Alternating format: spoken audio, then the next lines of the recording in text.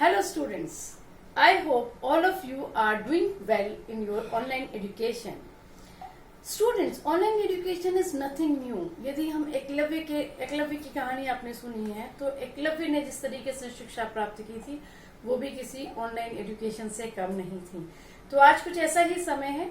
We have to go for online education just for your safety and our safety, and I hope and I am trying my best to give you all the required information which is required as per your syllabus or as per your age for any kind of the competition.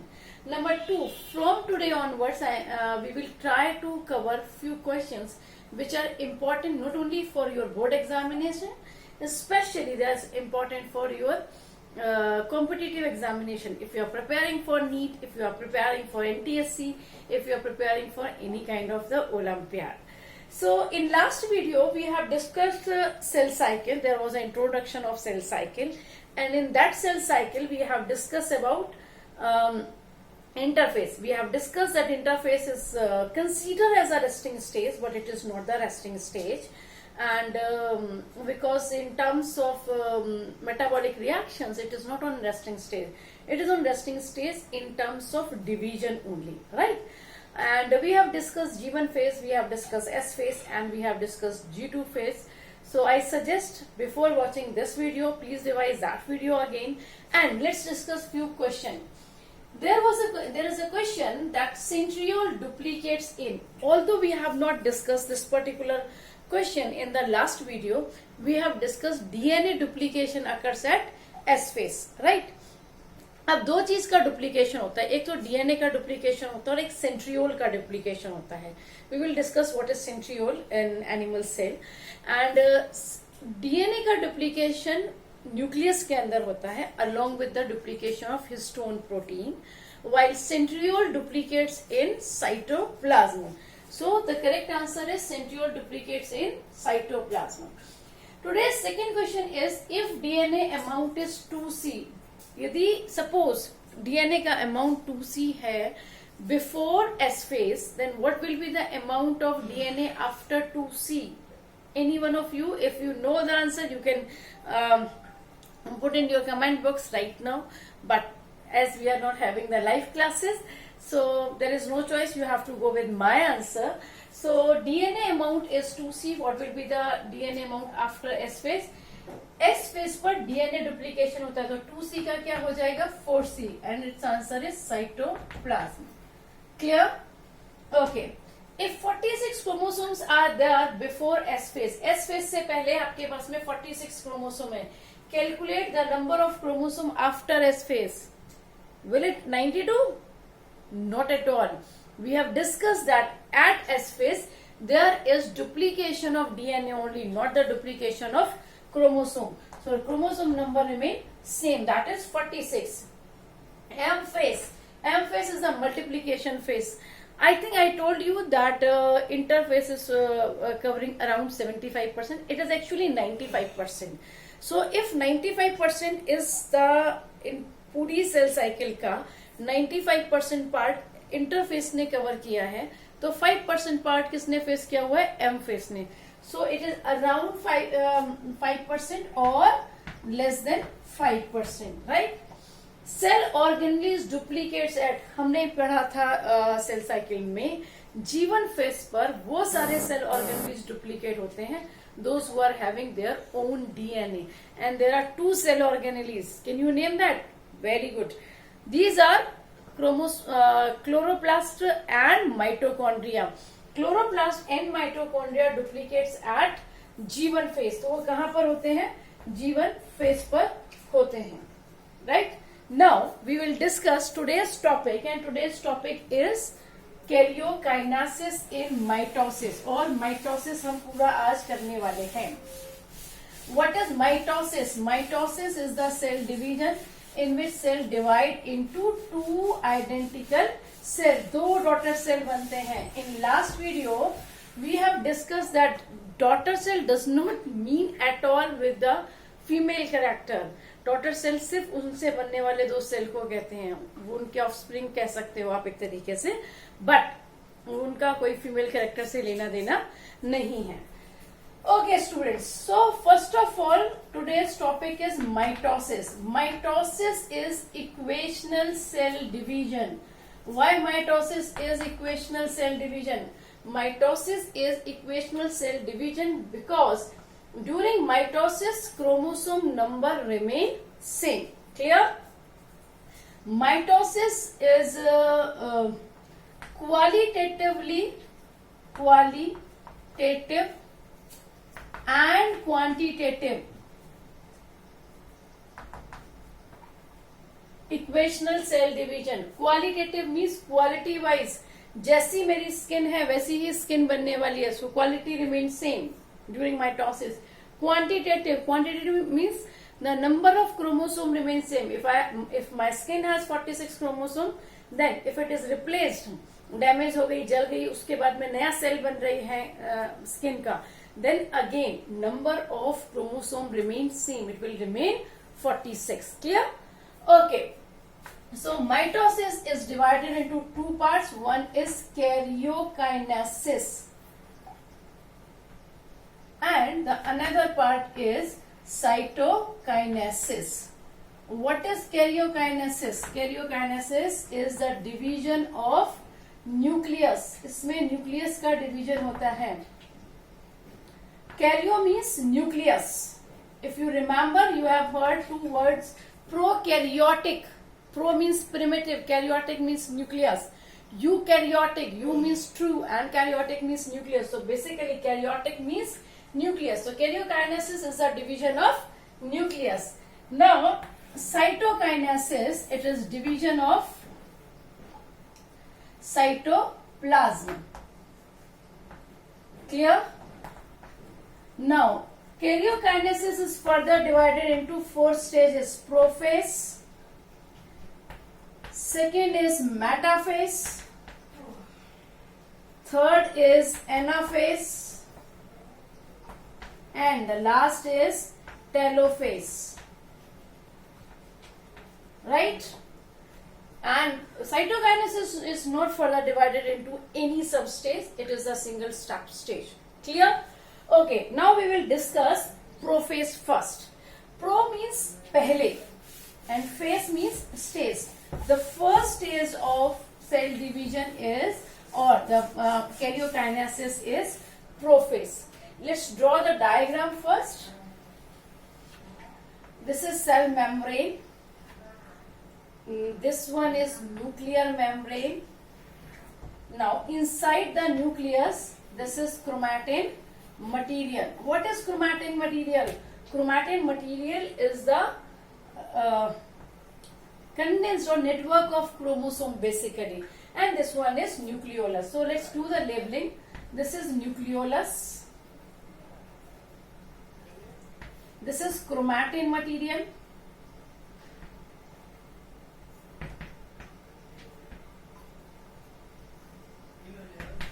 and this is nuclear membrane, and this is plasma membrane or cell membrane. Now ध्यान रखिए, जब भी आपको diagram draw करने के लिए आएगा, पहले आप क्वेश्चन में पढ़िए कि आपको in case of animal cell पूछा है या प्लांट सेल पूछा है. एनिमल सेल में पूछा है तो आपका जो सेल बनेगा वो स्फेरिकल बनेगा. यदि सेम डायग्राम हम प्लांट सेल के अंदर ड्रॉ करेंगे, then first we have to draw cell wall and the shape should be rectangular. Then we have to draw cell membrane because they have two membranes. Okay, then this is nucleus, and moreover in plant cell nucleus is on periphery, वो periphery की तरफ होता है, and this is the one big vacuole. Inside it, that is common. This is chromatin material, ये chromatin material ही है. This one is nucleolus, that is also same. This one is nuclear membrane, this one is plasma membrane, and this one is cell wall. So मैं अब आगे आपको plant cell और animal cell का अलग अलग diagram नहीं बताऊंगी, आपको इससे समझ लेना. एनिमल सेल का whenever you will draw the diagram for animal cell, in case of mitosis or meiosis, it should be in spherical shape, and in case of plant cell, it should be in rectangular shape. इस बात का ध्यान रखेंगे. दूसरी important चीज, in case of animal cell, there is a structure that is called centrosome, and this centrosome consists of two centrioles. ये दो centrioles से मिलकर बना होता है. While in case of plant cell, centrosome और centriole करके कोई structure नहीं है. Clear? I hope it is clear now. So let's come on the prophase. ये basic एक चीज मैंने आपको बता दी है. प्लांट सेल के अंदर सेंट्रियोल नहीं होते हैं, सेंट्रोसोम नहीं होते हैं, वो आपको ड्रॉ नहीं करने हैं. सो अभी मैं यहाँ से प्लांट सेल को रब कर दे रही हूँ ताकि हम प्रोसेस को डिटेल में पढ़ सकें. आपकी मर्जी है, आप इसमें से एनिमल सेल को भी रब कर सकते थे. What happened during the mitosis? Let's understand first through the diagram. First of all, this plasma membrane remain like this only. Now, nuclear membrane starts to disappear. Prophase के ड्यूरेशन में nuclear membrane starts to disappear. Nucleolus starts to disappear. Nucleolus भी disappear होना शुरू कर देगा. So this one is nucleolus starts to disappear and this one is nuclear membrane which starts to disappear. Now come on the chromatin material. अब chromatin material जो है वो खा पी के मोटा तगड़ा हो जाएगा. छोटा और मोटा, क्या याद रखना है? छोटा और मोटा. So chromatin material will visible as chromosome. वो हमें क्रोमोसोम के जैसे विजिबल दिखाई देगा. अलग अलग स्कैटर्ड पड़े होंगे इसके अंदर, ठीक है, और ये इस तरीके से दिखाई देंगे. क्लियर? यानी कि हमें क्रोमोसोम का कुछ कुछ स्ट्रक्चर, अभी एग्जैक्टली यदि आप चाहो कि मैं क्रोमोसोम का स्ट्रक्चर को स्टडी कर लूं, that is not possible in prophase क्योंकि वो बहुत स्कैटर्ड है. ठीक है. तो बेसिकली यदि हम नोट करें कि क्या क्या चेंजेस हुए, तो number 1 is nuclear membrane disappear. यहां लिखते हैं, चलिए, न्यूक्लियर मेम्ब्रेन डिसअपियर नंबर 1, तो ये हुआ. नंबर 2 क्या हुआ? Nucleolus disappear. Clear? Number 3, now this centrosome will duplicate and divide into two centrioles. A pair of centriole में divide होगा and these centriole will move on opposite pole पे जाना शुरू कर देंगे. थोड़ा टाइम लगेगा opposite pole पे आने पर, लेकिन ये जाना शुरू कर देंगे and they start to form a fiber like structure that is called spindle fiber. यहाँ से spindle fiber बनना शुरू हो जाएगा. ठीक है. अभी वो प्रॉपर नहीं बनेंगे क्योंकि अभी सेंट्रोमियर का पोजीशन क्लियर नहीं है. क्लियर? और एक और बनेंगे यहाँ पर aster rays. Now what is the difference between spindle fibre और एस्टर रेज? इस डायग्राम में क्लियर नहीं होगा, अगले डायग्राम पर डिस्कस करते हैं. ठीक है. तो सेंट्रियोल डुप्लीकेट करेगा आपका, और हमने अभी पिछले क्वेश्चन भी किया था. सेंट्रियोल जो है वो साइटोप्लाज्म के अंदर डुप्लीकेट होता है.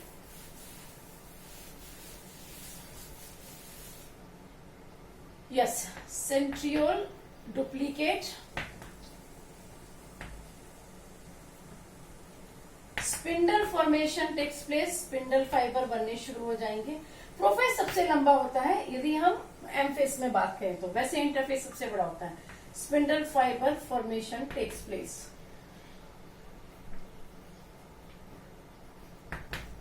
So nuclear membrane starts to disappear, nucleolus starts to disappear, spindle formation starts to appear, spindle fiber और ये आपका एस्टर बनना भी शुरू हो जाएगा.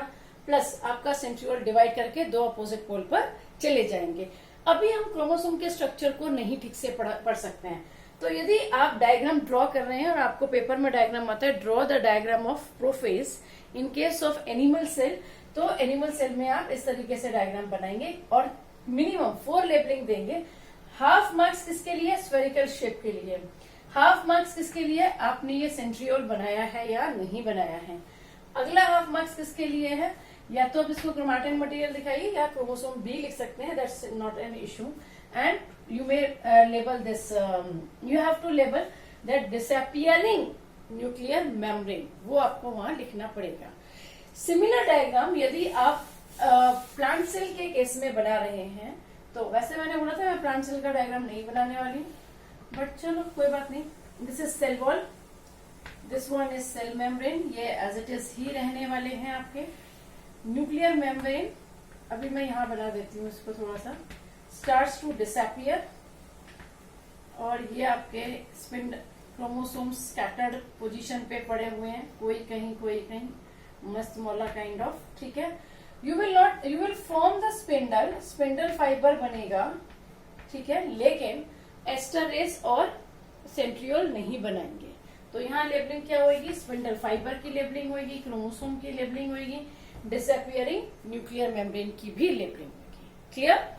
Okay, now move to another stage that is metaphase.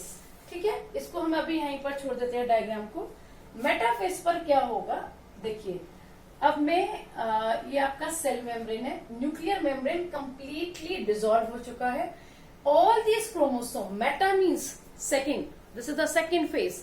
Metaphase पर all this chromosome will align at equator, ये सारे के सारे इक्वेटर पर आकर अरेंज हो जाएंगे।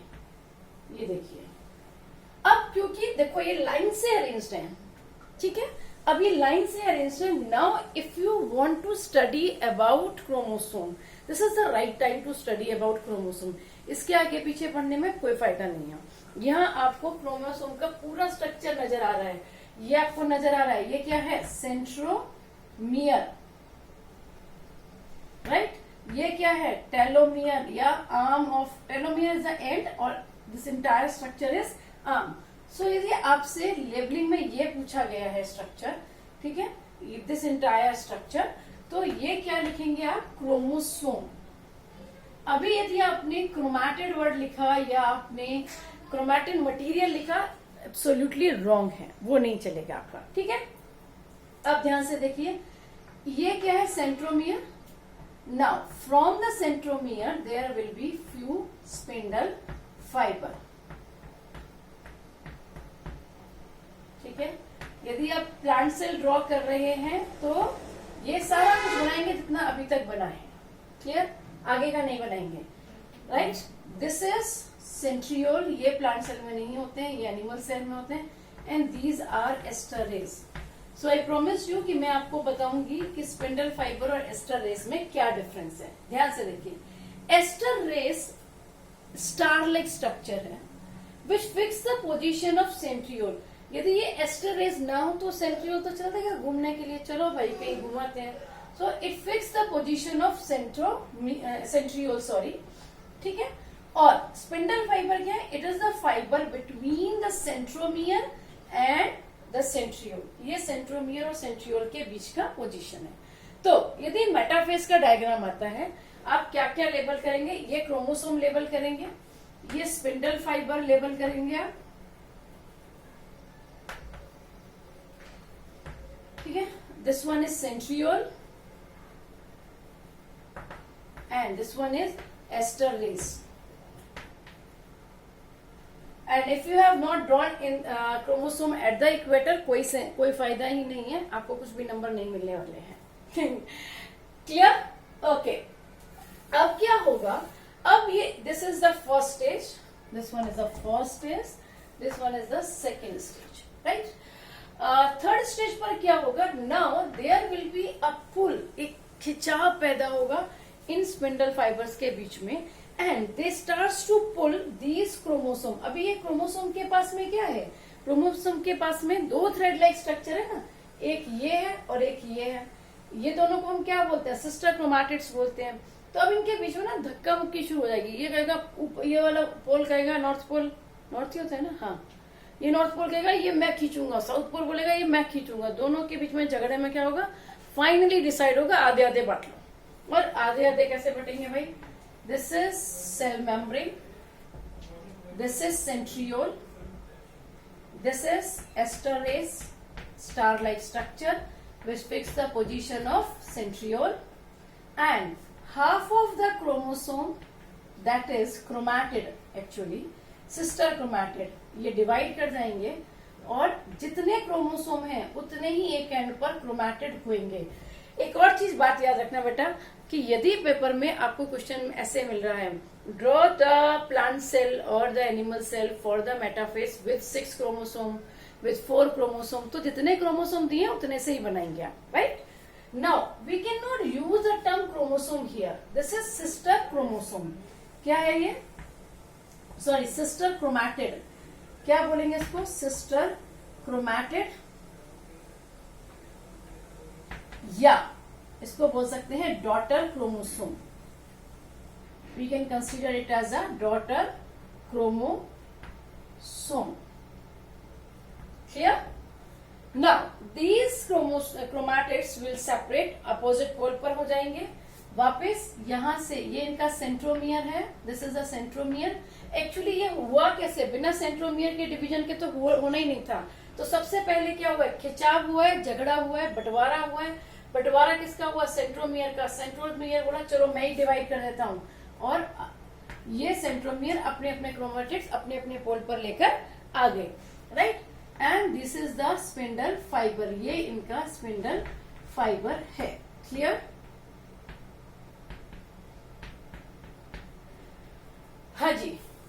यहाँ पर नाउ क्रोमोसोम टर्म हम यहाँ पर यूज नहीं कर रहे हैं, तो इसलिए बिल्कुल क्लियर है. यदि आपको क्रोमोसोम के स्ट्रक्चर को स्टडी करना है, best stage is metaphase. Clear? This is the stage anaphase, this one is metaphase, and this one is anaphase. This is the third stage. Now come on the last stage, that is telophase of M-phase. M-phase का बात कर रही हूँ, karyokinesis का बात कर रही हूँ. I hope I have to draw this rub this diagram from here. Okay. telophase जो है वो वैसे मैं ना रब करती तो भी चलता, क्योंकि telophase is just reverse of prophase. जो भी कुछ प्रोफेज पे हुआ था ना, उसका सब कुछ उल्टा उल्टा होगा. प्रोफेज पे क्या हुआ था? Nuclear membrane disappear. Now nuclear membrane reappear. ये लीजिए आपकी न्यूक्लियर मेम्ब्रेन रीअपियर. क्लियर? क्या हुआ था? Nucleolus disappear. चलो जी, nucleolus reappear. Chromosome, chromatin material condensed हुआ, छोटा मोटा बन के क्रोमोसोम बना. अभी क्रोमोसोम विल कन्वर्ट, और these chromatids will convert into chromatin material. ये क्रोमैटिन मटेरियल इस तरफ का हो गया, ये सारा इसका, और ये नीचे वाला इस क्रोमैटिन मटेरियल में कंडेंस्ड हो गया. पूरा एक नेटवर्क, जैसे मैगी होती है ना, नूडल्स होते हैं, बिल्कुल वैसे वैसे नूडल्स बन गए. And this is the nucleolus of this. Spindle fibre बने थे प्रोफेज पर, दे स्टार्ट्स टू डिसअपियर, वो खत्म हो गए. एस्टरेज बने थे, दे ऑल्सो डिसअपियर. सेंट्रियोल का डुप्लीकेशन हुआ था, वो अपने अपने एंड पे वापस चला जाएगा. Clear? This is the stage of telophase. So what happen in telophase? Telophase पे nuclear membrane reappear, nucleolus reappear, chromosome convert into a chromatin material, and जो भी अब सेल ऑर्गेनेलीज हैं वो वापस से बनने शुरू हो जाएंगे. राइट? अब इसके बाद क्या होगा? After that, now here the karyokinesis, that is division of nucleus, is complete. Now the cell enter into cytokinesis, that is the division of cytoplasm. जब